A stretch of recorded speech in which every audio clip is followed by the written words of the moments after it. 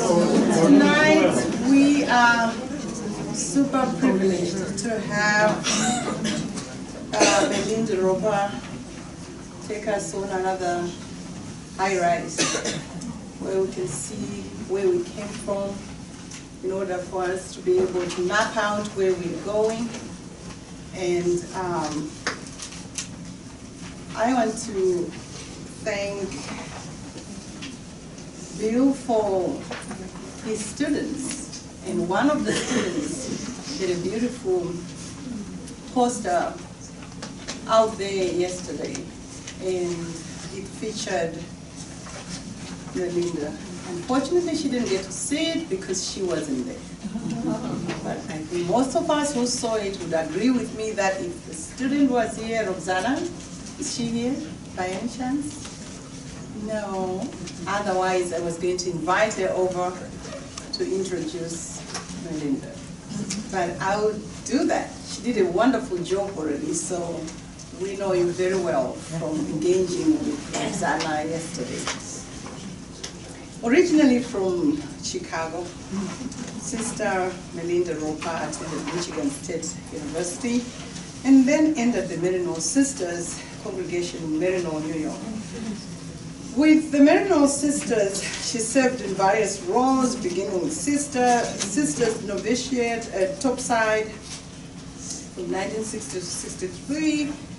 Then she taught high school in Guatemala, and following this, she joined the Pastoral Center in Merida, Yucatan, Mexico, where she was involved in catechetical work.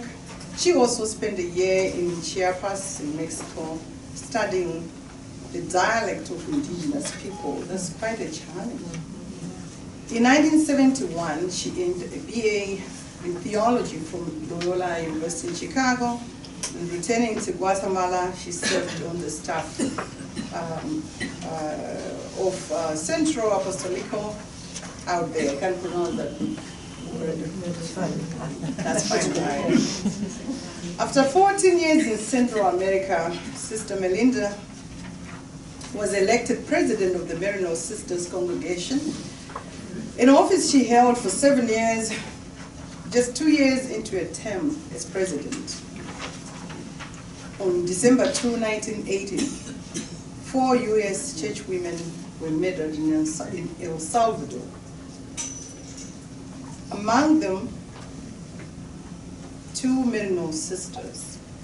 And at this moment, I feel compelled for us to just acknowledge them and observe a moment of silence.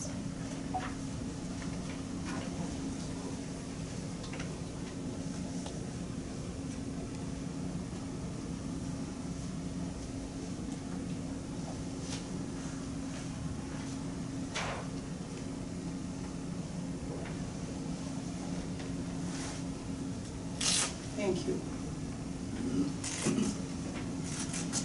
During her years as president, Sister Melinda received various honorary degrees, including the Doctor of Humane Letters from Loyola University, Emmanuel College, Fordham University, Catholic University of America, Regis College, New School of Research, etc.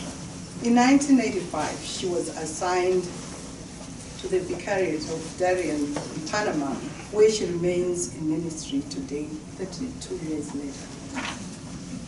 The rest you can read from this. I wanted to invite you to welcome Sister Melinda so we don't waste any more time.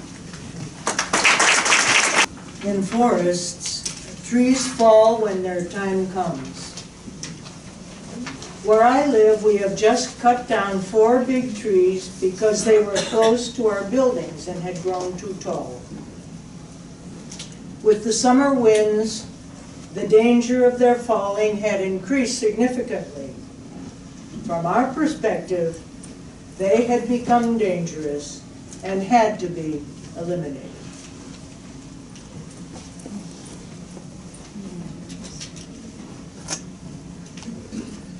My greetings to each of you this evening as we continue to explore the illusions, contradictions, challenges, and wonders of living today.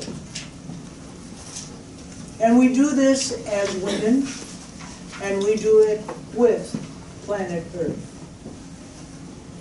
For more than 30 years, we have been attempting to live in harmony with the tropical rainforest of Darién, Panama. When the trees were taken down, I wondered if we had learned anything. And I'm not referring simply to a gap in our learning process or to our lack of knowledge. I'm referring to evolving consciousness that is in a fascinating, creative, demanding dynamic that springs from the transformation of relationships as well as of ideas.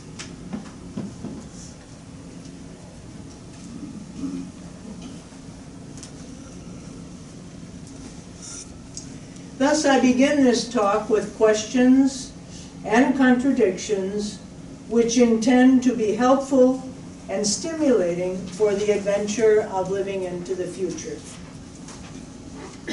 Most of you are familiar with Rainier Maria Rilke's quote taken from Letters to a Young Poet.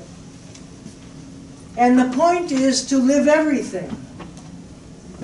Live the questions now.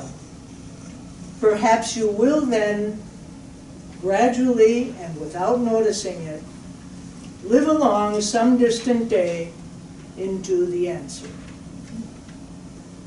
Living questions is an important life experience for me because it keeps me open and alert to mystery, to wonder, and to adventure. The illusion of security and having the right answers can keep one frozen, limiting our ability to forgive those who we perceive to be wrong, and in the end, curtailing the opportunity to be forgiven, limiting every possibility for growth. One of the marvels of being alive today is that we can be very certain that what we don't know is so much greater than what we think we know. For example, I grew up thinking that the world was about 6,000 years old. 13.8 billion is quite different, and it's not just numerically.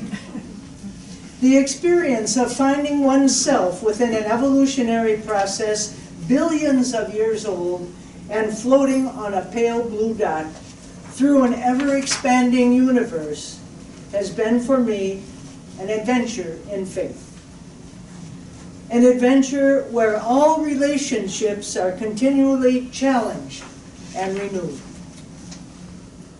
And from this experience, I share the following questions which come to me as a woman of faith in mission. When and how did gospel give way to dogma, certainty, and creed? When and how did parable and story give way to doctrine and catechism? When and how did prayer give way to reciting prayers? When and how did Eucharist give way to saying Mass? When did the seed, the leaven, the nesting birds of the kingdom of God give way to a kingdom, temples, and altars of human design and construction? When did the church as community give way to church as institution? When did the widow's mite give way to tax-free fundraising and weekly envelopes? When did authority as service give way to apostolic succession, canon law, and the Curia? When did the justice of forgiveness give way to the right to judge and exclude according to the law? When did Jesus of Nazareth, prophet, give way to Christ the King and High Priest?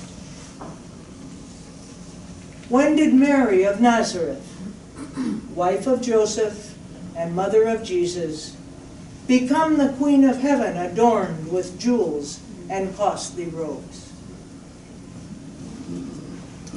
While these questions are the kind that come forth from living and are ultimately answered by how we live, I believe that academic exploration as part of the human experience is vital to our evolving awareness and commitment to life and to the future. In this context, there is one more question which must be asked considering the theme of this conference, and I would phrase it in the following manner. How did the way that Jesus treated women, that is, with deep trust and respect, come to be set aside and forgotten by the official church? I'm not necessarily referring to personal attitudes and the behavior of individuals, but I do mean the operating structures, policies, and law by which the church functions and is governed, and which in turn dictate the modes of relationship within it. For some clerics, to live the gospel within this context must be deeply painful, as it certainly is for many of us women. And the pain to which I refer is not that we are excluded from the hierarchical structures, but rather that those particular structures exist at all. In the human community, structure reflects and reinforces values, attitudes, beliefs, and relationships, while at the same time, these strengthen and maintain the structures. So now we may ask, what are the structures that can facilitate the spirit and style of Jesus to flow freely today? It seems to me that this conference is providing a forum to challenge and explore logics, philosophies, and theologies essential to a new practice of living and celebrating our faith. I think that most of us look for ideas and experiences which help us understand life, ourselves, and alternatives for the future. The following 4 ideas and quotes reflect major experiences and learnings in my life as a woman in the church, and have led me to know deeply in my heart that the wind blows wherever it wishes. You hear the sound of it that it makes, but you do not know where it comes from or where it is going. I find the following helpful when deciding how to live each day as a woman of faith in Darién. A few years, a scripture scholar shared with us some implications of the destruction of Jerusalem in 70 of the Christian era. He left us with the following observation. With the destruction of Jerusalem, the temple, the altar, and the priesthood ceased to exist. This was an experience of the early Christian community in Jerusalem as well as the Jewish community. Can we imagine the church of tomorrow without temple, without altar, and without priest? If not, perhaps we can imagine an alternative organization where administrative, economic, and political functions of the church are separated from what is presently the liturgical ministry. That was the first of the 4 points. The second one is that in the gospel story, the women are given the mission to share the news of the resurrection with the disciples. According to Matthew and Mark, the women were to tell the disciples that Jesus would meet them in Galilee, not in the capital city of Jerusalem. According to Mark, the disciples did not believe the women, and Luke says, "But the apostles thought that what the woman said was nonsense and did not believe them." Why is there so much fear and resistance in the contemporary church concerning our mission to bring the good news of resurrection and of life to all of creation? Given the outrageous destruction of the whole community of life today, we women are not permitted to speak in the temple, but we do go and are present in Galilee. The third experience, in Luke 10 we read, "At that time Jesus was filled with joy by the Holy Spirit and said, 'Father, Lord of heaven and earth, I thank you because you have shown to the unlearned what you have hidden from the wise and the learned.'" Yes, Father, this was how you were pleased to have it happen. Most of my adult life, I have lived among people who have had little formal schooling. I have participated in celebrations of the Word where the reflection of the delegate of the Word was filled with the wisdom of life according to Jesus. I have also heard abstract ideas laced with anecdotes and reminiscences in homilies that frequently don't even mention the gospel. One day when my frustration level was very high and I was spouting off about environmental destruction caused by the big teak tree plantations in Darién, Adelia, a local campesina woman, said to me, "But Melinda, we know all that. We just don't believe." What is hidden from those of us who study and are learned? Adelia would ask us not what we know, but what we believe.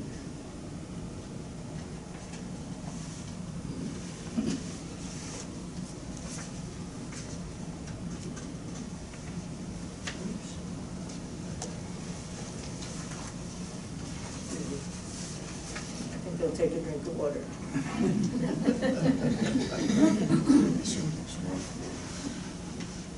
Okay, this is the fourth point, and it's also in chapter 10 of Luke. Jesus tells the parable of the Good Samaritan to a teacher of the law who tries to trap him. The theme or issue of religious practice is extremely difficult and sensitive to talk about and to deal with. And I truly hesitate to bring it up because as a public religious figure, I am in a certain sense in the role of teacher of the law. On the other hand, I think I understand what Jesus is saying in the parable. Where I am so profoundly challenged is by the respect that Jesus shows the teacher, even though the teacher was trying to trap him. And this is the lesson for me today. By encouraging the teacher to respond to his own question in light of the parable, Jesus diffuses the debate, which will always have the same winner, that is the one most proficient in the law. Jesus changes the question from one of religious practice to one of living faith. And Jesus concluded, in your opinion, which one of the three acted like a neighbor toward the man who was attacked by the robbers? The teacher of the law answered, the one who was kind to him. Jesus replied, go then and do the same. Jesus changed the situation from a debate about religious law to one of living faith.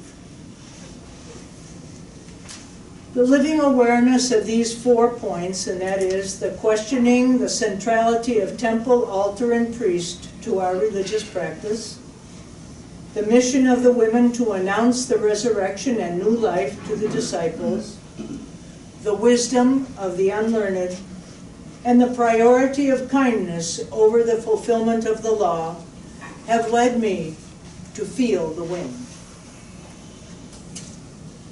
At the end of chapter 2 of John's Gospel, Jesus has a violent encounter with the authorities of the temple. Conversation with them was impossible because, according to the author, he himself, Jesus, knew what was in their hearts. After this incident, we are introduced to Nicodemus, a Jewish leader, member of the party of the Pharisees, and a great teacher in Israel. He represented a dimension of the religious establishment quite different from the temple authorities.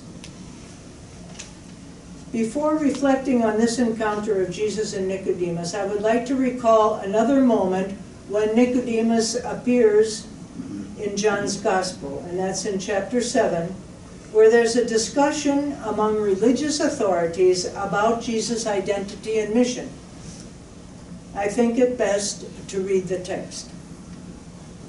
When the guards went back, the chief priests and Pharisees asked them, "Why did you not bring him?" The guards answered, "Nobody has ever talked the way this man does." "Did he fool you too?" the Pharisees asked them. "Have you ever known one of the authorities or one Pharisee to believe in him? This crowd does not know the law of Moses, so they are under God's curse." One of the Pharisees there was Nicodemus, the man who had gone to see Jesus before. And he said to the others, "According to the law, we cannot condemn people before hearing them and finding out what they have done." "Well," they answered, "are you also from Galilee? Study the scriptures, and you will learn that no prophet ever comes from Galilee." So with this additional information about Nicodemus, let's return to the nocturnal meeting with Jesus. Jesus expresses surprise that Nicodemus doesn't understand about the freedom of God's Spirit. Perhaps because he, Nicodemus, had only experienced God's presence through the Scripture, the temple, and his own attempt to live according to the law. But he also knew that prophets were vital to Israel's history and to their living faith. I think he sensed that Jesus was a prophet. Jesus does not quote Scripture with Nicodemus, but he uses the images of wind, water, and being born to convey the experience of new life and energy as God present. I understand these images to signal God as present beyond our imagining, and above all, beyond our control. From what I have been able to gather, wind as well as water are universal symbols present in most cultures. Wind symbolizes the unknown, the unpredictable, and the uncontrollable.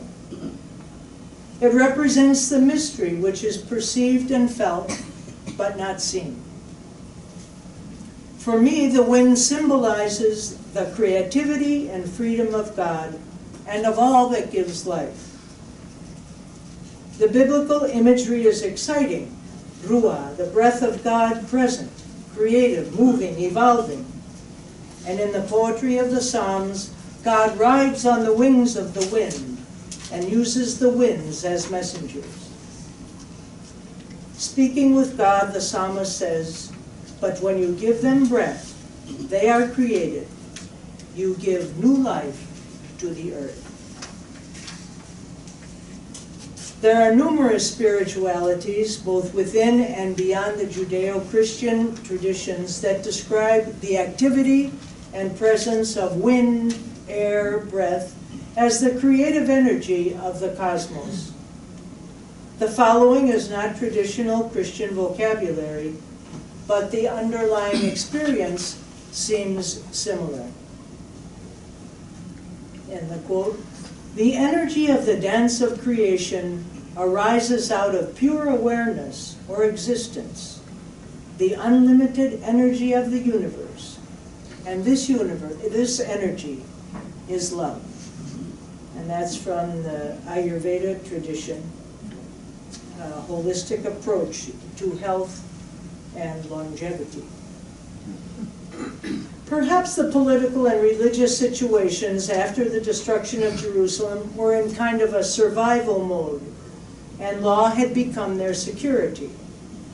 But be that as it may or may not be, I suggest that one of the greatest obstacles to experiencing the wind that blows wherever it wishes is the illusion that we can control God's presence through knowledge, ritual, and law.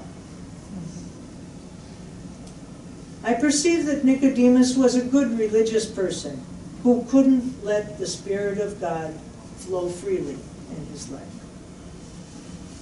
He was faithful to his religious tradition at a confusing and troubling time.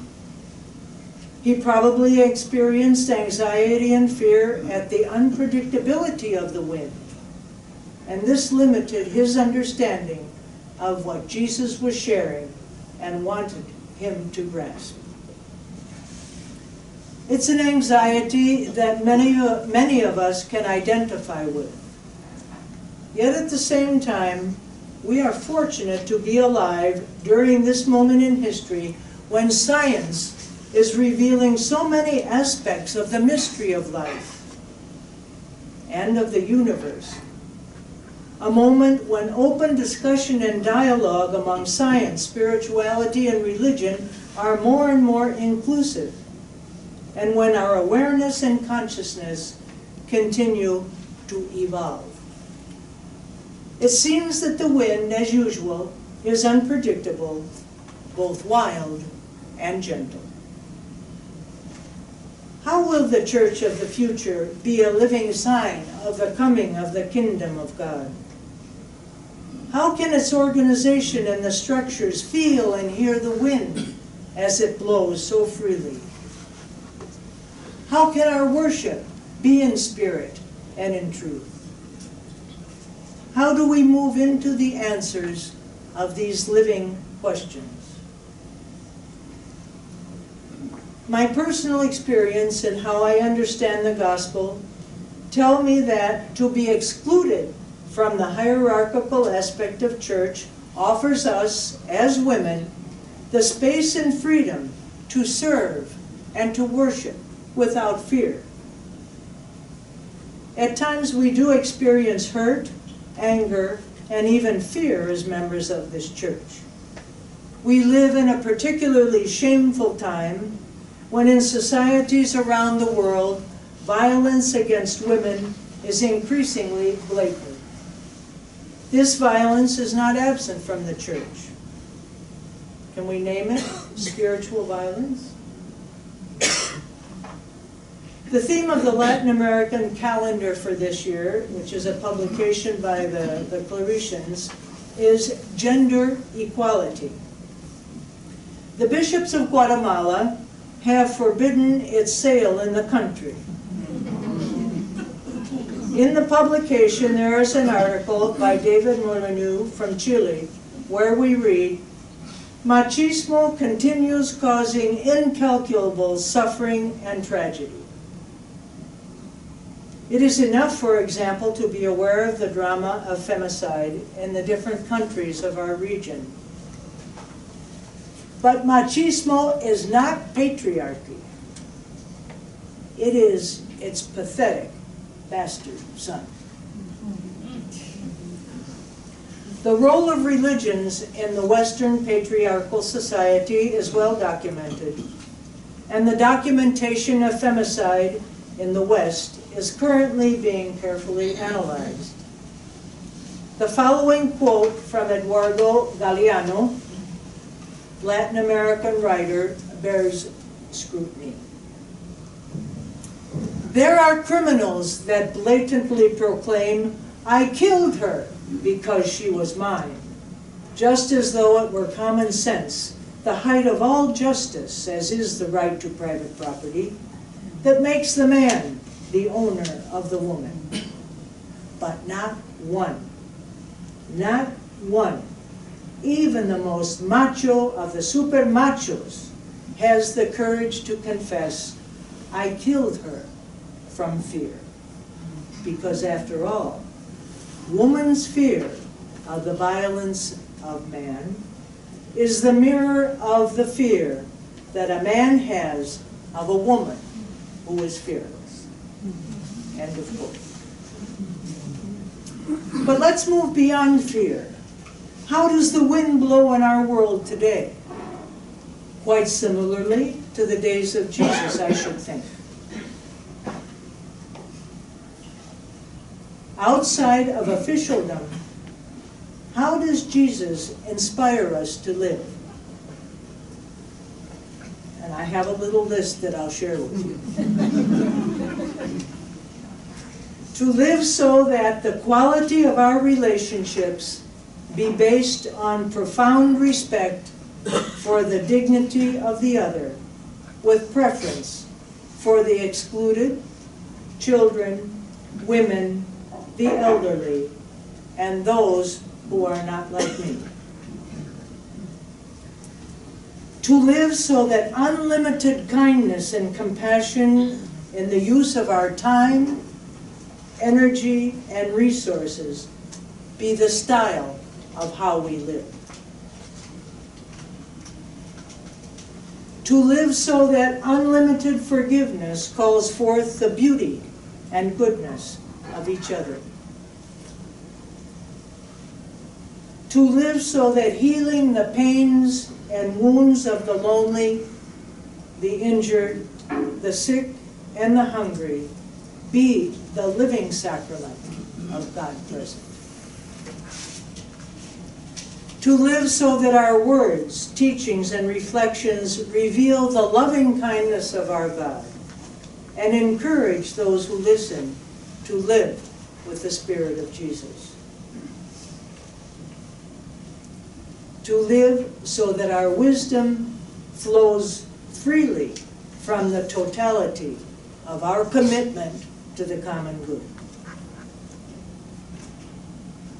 To live so that we contemplate, pray, and celebrate our faith in community. If we are learning to live with the Spirit that blows where it wishes, we need not be overly concerned with the hierarchical church. I suggest that new organizational models of church will be created by those who experience the wind where it blows where it wishes. And I venture to say that most of these folks will be those most free of the present operational structure, and that is laity and women. What could happen if church structures and organizations began to take form from planet Earth, where the wind blows where it wishes? The Earth flag is beautiful in and of itself. It offers us many opportunities to contemplate the wonders of the wind. One observation that becomes clear to the observer is that superimposed political boundaries do not appear. They are not there. The Earth flag invites us to dream dreams and have visions beyond the nation state and beyond the current operative competitive economic systems. And I do not believe that the nation state is an adequate model for an operating structure of the church, and much less for the dream of the kingdom. Science is offering us inspiring organizational principles such as differentiation, interiority, and communion, not to mention quantum entanglement. From microbiology to astrophysics, dynamic structures of life in the universe are being discovered. Are these the new parables of the coming of the kingdom? It seems to me that church, as a living sacrament of God present, should be in the forefront of discovering new organizational models for and with the human community. It is understandable that the human community throughout its history has created social, economic, political, and religious structures as part of its own development. But we are in a new moment. We have new tools, we have new information that allow us to understand and analyze more carefully the superimposed structures which we have placed both on planet Earth and on the gospel.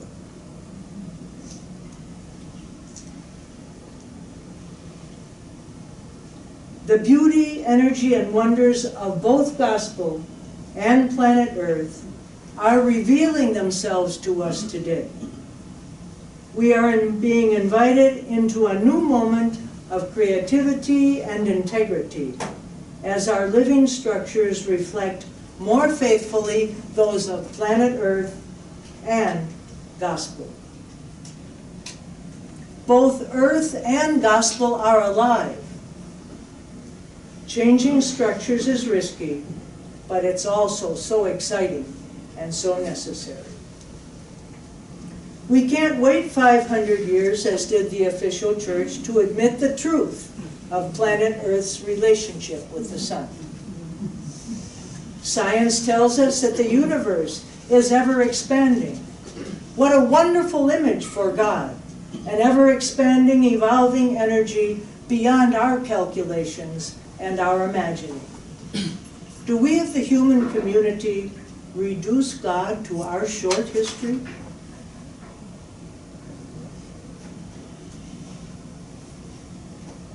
Do we reduce our experience of God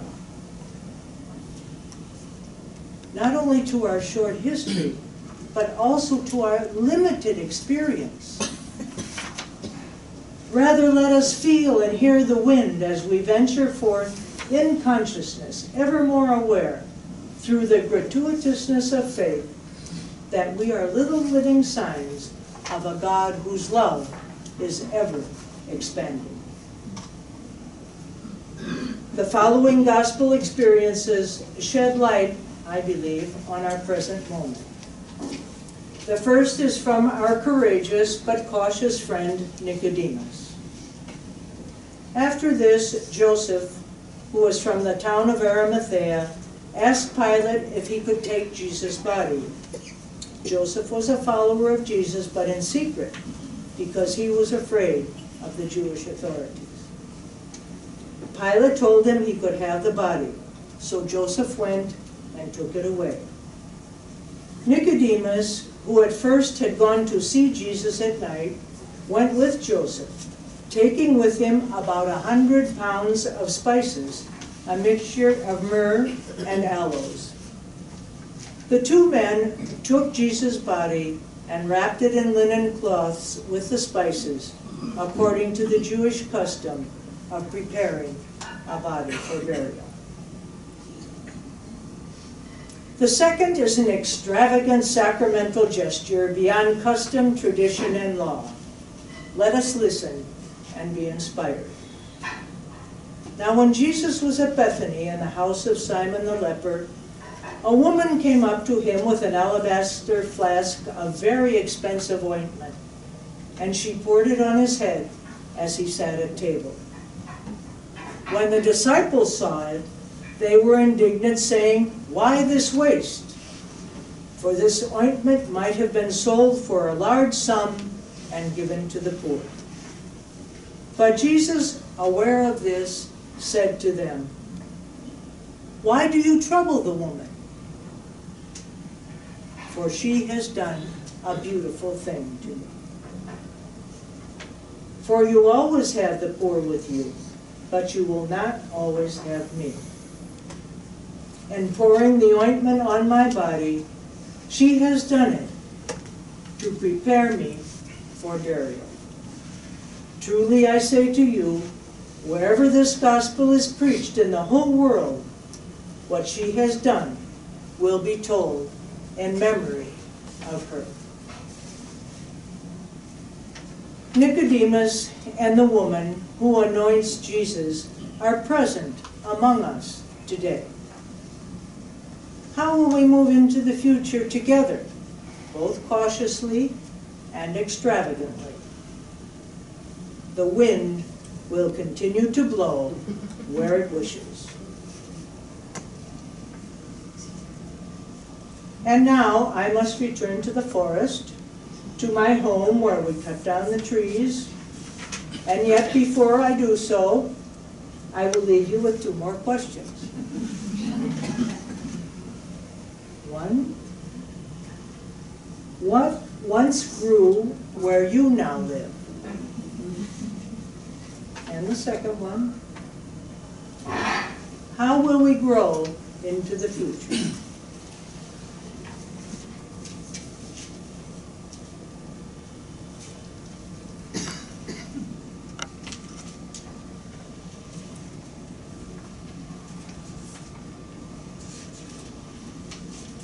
We are immersed in a moment within our evolving consciousness when opportunities flourish for creatively and totally living into the common good, energized by the Spirit of Jesus.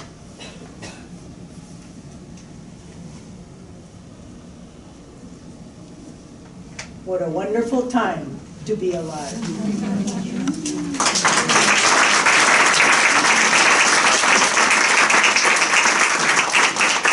Certainly, not just questions, comments, agreements, disagreements, and anybody can agree or disagree with anyone else. So the questions won't be directed just to me, okay? Or the comments. So please, there are lots of questions, and I learned that a keynote, according to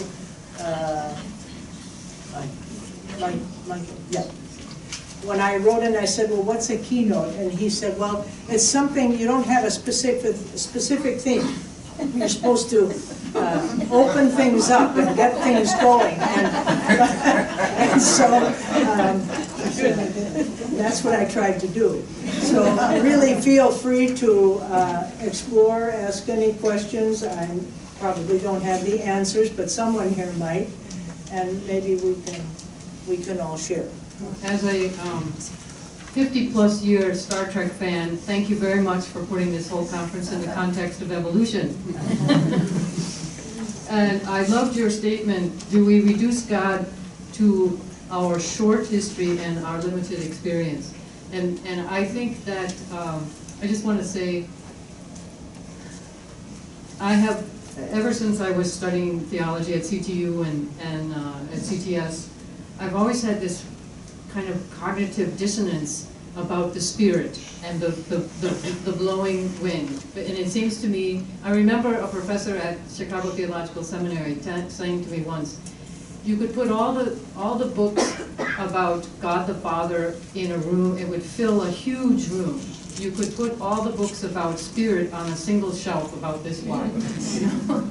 And so this idea that I think one of the frustrating concepts for me is that Jesus sent the Spirit, or that we do our understanding of the Spirit through Christology. And so thank you for expanding our sense of the time that we're in and the new moment that we're in, and what a wonderful thing that is. So thank you very much. Oh, you're welcome.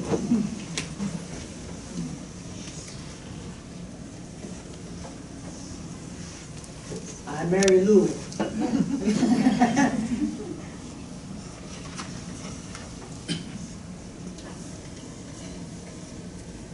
Thank you, Melinda. Especially, I resonate with the fact that you mentioned about Ruach. The breath of God, the wind where it goes. Some years ago when I was teaching creation spirituality, I came across not only Ruah, but Neshama and Aloha. And I was thinking about And when God created the human person, God breathed into the person, come on, girls, boys. So God created all of us in laughter. And we know not where our winds go, but they go. Thank you very much.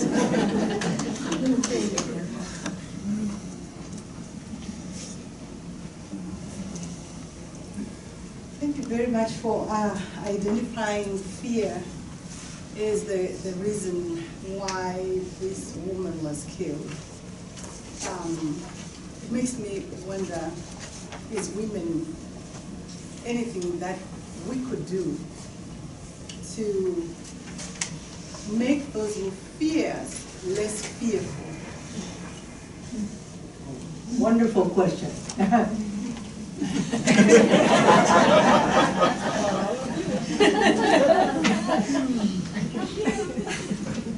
The question is for all of us. Yes.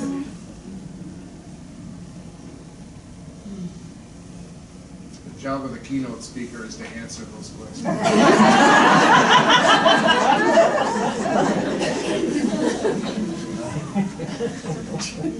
Okay, one thing that no, you.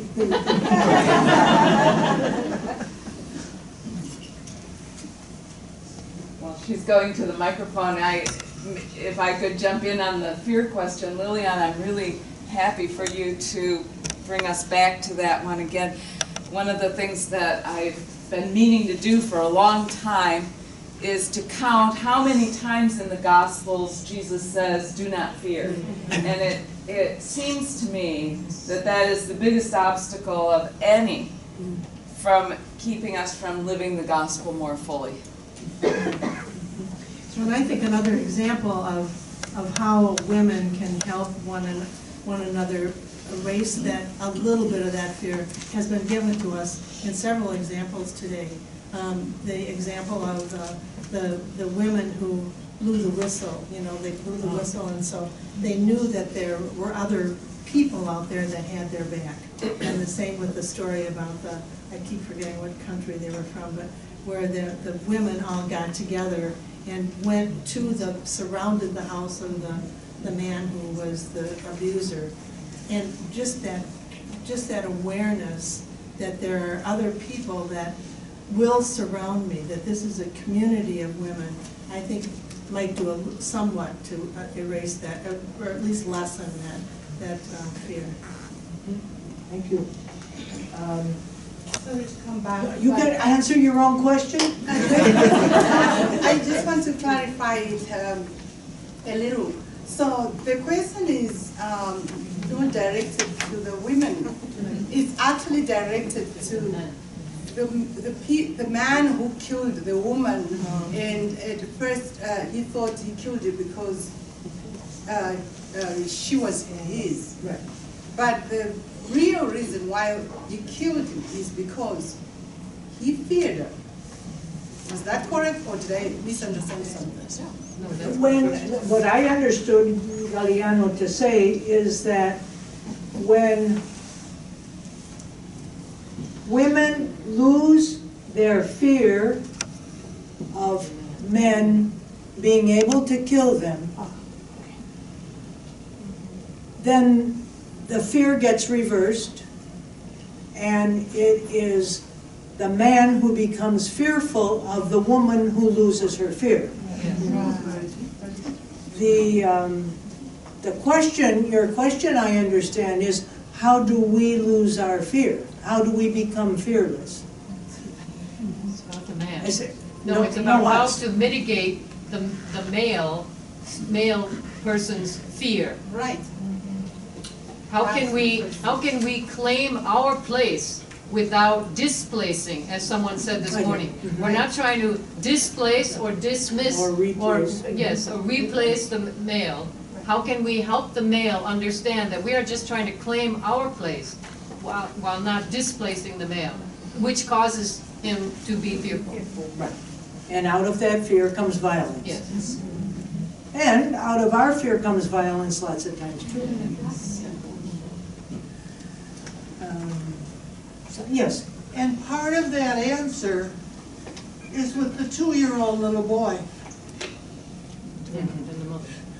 And I seriously, by saying the mother, as I was sitting thinking about that, I thought I'd just say what I just said, but of course that means we have a mother we see and we hear, and she's frightening, and maybe we need to help her so that she's able to raise her son without each case is gonna be different, but he didn't become fearful last week. No. Yes. I brought along a book that I was reading on the train, Tattoos on the Heart by Greg Boyle, and it seems to me that the only way, not the only way, but one way to conquer or to respond to fear is through love and compassion. And I mean, he's dealing with these young men and some young women who, who are fearful on some level and are acting violently, and his response is to see the God in them and to respond with compassion. So. You know that saying, and I think it's the first letter of John about perfect love casts out fear? Mm-hmm. I always thought when I was young, oh, that means when I learn how to love and everything, then I will cast out fear and other people and all that. And Regina McElroy, a Maryknoll sister, said to me one day, "No, Melinda, you have it backwards. It's when someone loves you that you lose your fear."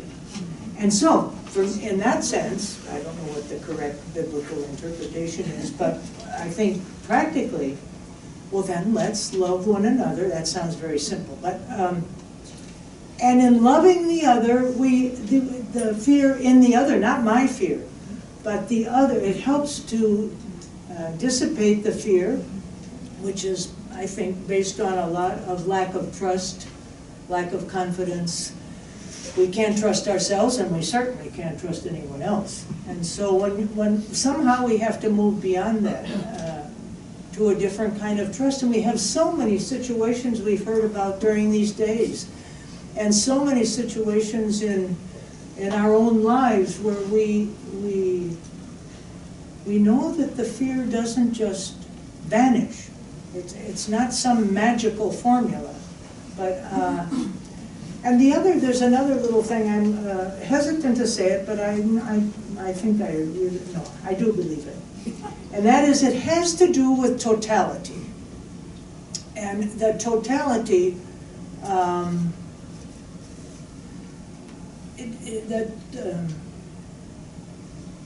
It's not something that's fixed. This is my goal in life, and I am going to work toward that totally with all my energy and everything. No.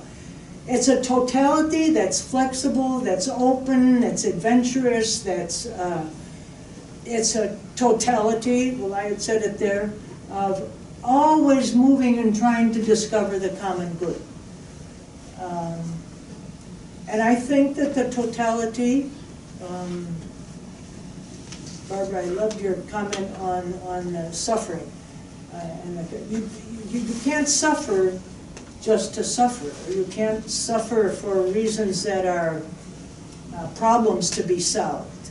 But there's another aspect of suffering that is, it's moving beyond yourself. It's with others into a totality that makes sense in light of the common good. It won't make sense in light of my own good.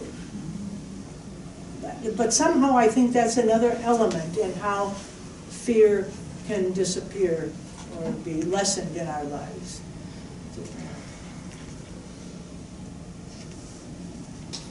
Pat. I talk from here. Microphone would be better.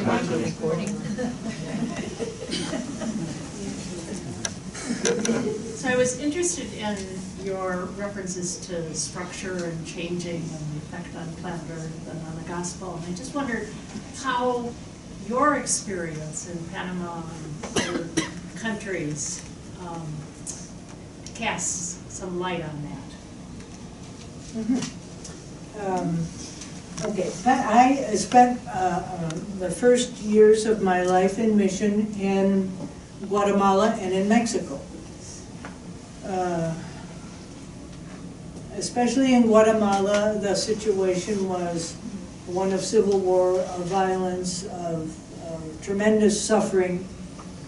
And then when I was on our governing board for 6 years, that was also a time of great confusion and loss, not understanding lots of things, learning to perhaps understand a little bit more about what the suffering that Jesus represents and almost invites us to, or does invite us to.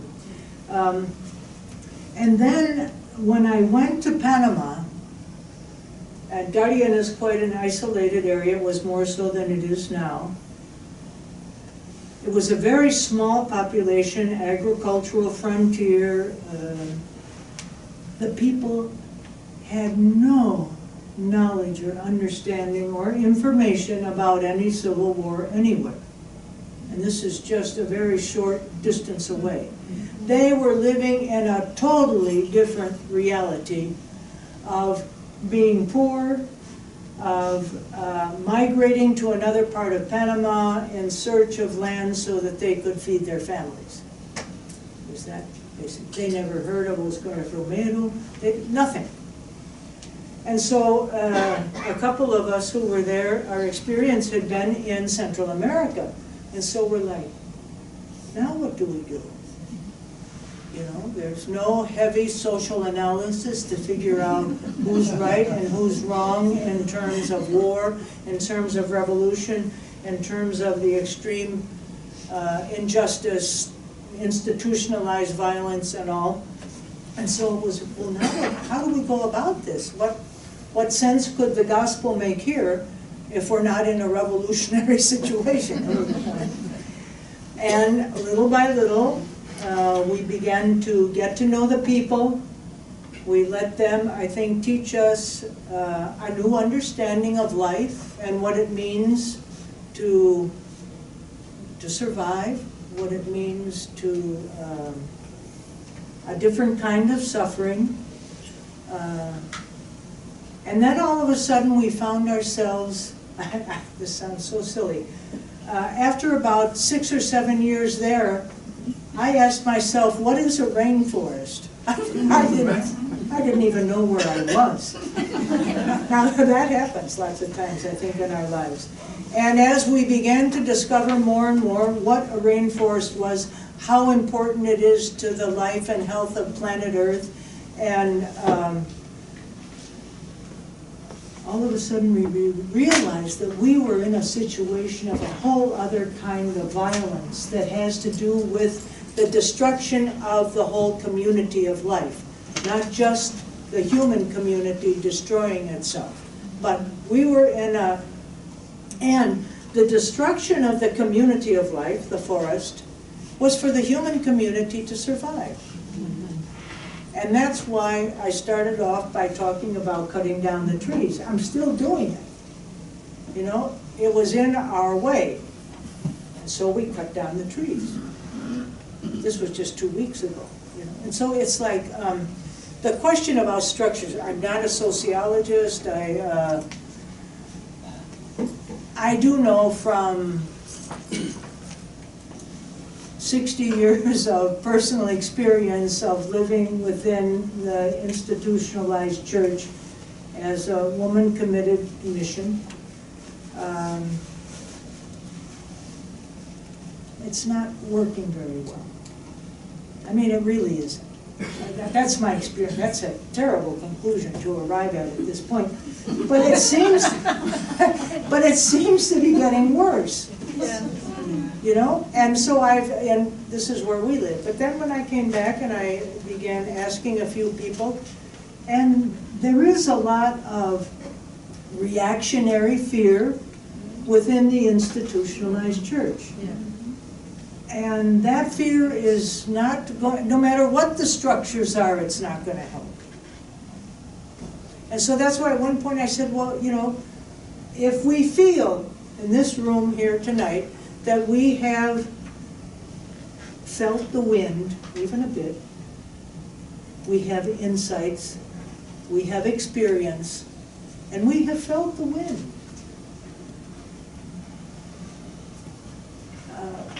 We have to continue in that, and no matter what the structures evolve into, the structures have to change. I mean, well, they have to change. You know, and I think that, and as I had said before, that the whole opportunities that we have for exploring new strength. The same thing that has happened to planet Earth has happened to gospel. They've been layers and layers and layers of stuff on top of it that don't let it. We're killing the planet Earth. Why? Because of all the structures we've put on top of it. I think we're killing the gospel, and because of a lot of structures and practice and stuff. So how do we let that come forth? How do we let the wind blow freely? And I certainly don't know. I'm not a scientist, and I use some of those terms. I don't even know what they mean. But I know, I've read it and I know it, but I can't explain it. But I know there's something there about differentiation, interiority, communion. That's science. That's not religion. You know, and that's what Earth is, and that's what Earth is calling us to. And isn't that what gospel is calling us to? I think we just have to look for other places for this. What is a rainforest? You know, somebody from a lumber company goes into a rainforest, and what do they see? They see the trees that they can cut down and take out and sell. A farmer, a poor farmer, sees a rainforest. They also cut down the forest, but for different reasons. An artist goes into a forest and looks around, and what does she see? A spiritual person, or one of us, goes into a forest, and what do we see? A biologist goes in, and so we'll see all. But what I have learned about the forest is that it's very fragile. It's organized in such an intricate way that science keeps, the Smithsonian Institute and everything that's in Panama, they keep studying and studying and studying and keep discovering more and more marvels about biodiversity, complementarity, interrelatedness, the whole thing. And that's what keeps planet Earth going. But wouldn't that be what would keep gospel going, gospel alive, kind of those same, I think we have to look someplace beyond human history for new structures. Because there's nothing better than democracy, right? we haven't moved in the last 300 years. I mean, so I just think that we have to, we have new places to look and new tools and new wonderful things. I encourage all of us. Oh, and by the way, thank you for the moment of silence. And I say it not just in respect for Maura and Dorothy and Ita and the 72,000 people or more now who have been eliminated, killed, martyred in El Salvador. But I say it because I found out at a Maryknoll congregational meeting last year that contemplative silence, community contemplative silence, is one of the most wonderful experiences.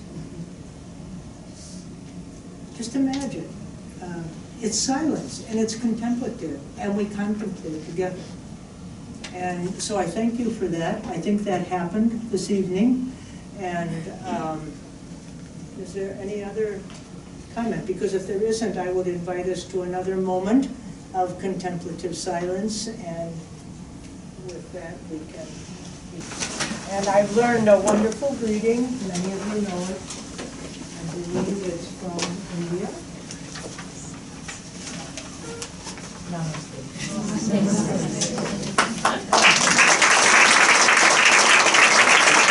Well, mind blowing. So, help me to thank and appreciate the gifts of fearlessness and an answer which I think we got, or at least I got, about endless hope. We were challenged earlier in the first session about endless hope. And I kept musing over that the entire day, wondering what endless hope looks like. But I feel like we are there. So thank you very much.